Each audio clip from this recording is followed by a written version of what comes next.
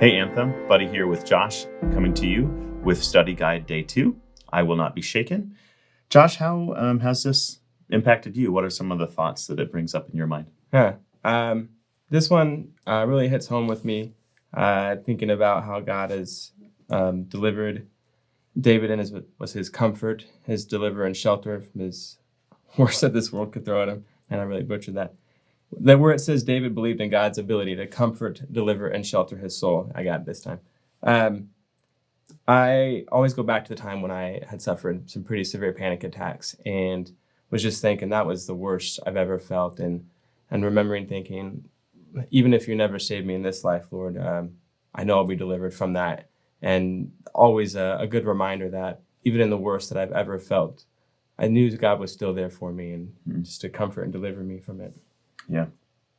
So often it seems like my mind fixates upon or ruminates on the worst of life. Despite what I know of God and how faithful he's been in my life, I continue to be pretty disappointed in where my brain goes as far as fixating on and kind of making these mental lists of all that's wrong and just kind of fixating on why it's wrong instead of how good God is in the midst of that. I loved kind of at the bottom of that study where it talks about to ponder, to like very literally take some time and list and name and write down the things that are stressing you out. And oftentimes, at least in my life, understanding what it is that's actually making that root level anxiety in my heart is just helpful for me. Maybe I'm out of touch with my feelings, but it helps me to actually list it out and identify those.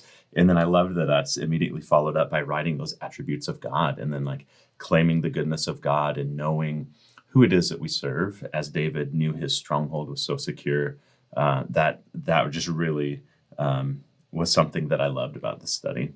Yeah, and it's neat to see that what comes after that, what happened to David afterwards, and just to know God in a whole new way. With my panic attacks, I don't think I'd be anywhere close to God if it weren't for that, because it really pushed me into him. And there's a Jars of Clay song, and it says, I won't give up on giving you the chance to blow my mind. And just thinking, all right, God, what are you going to do with this? I'm excited. Let's see. And I mean, it may not be easy in the middle of it, but yeah, never just is. to see what God will do. Yeah.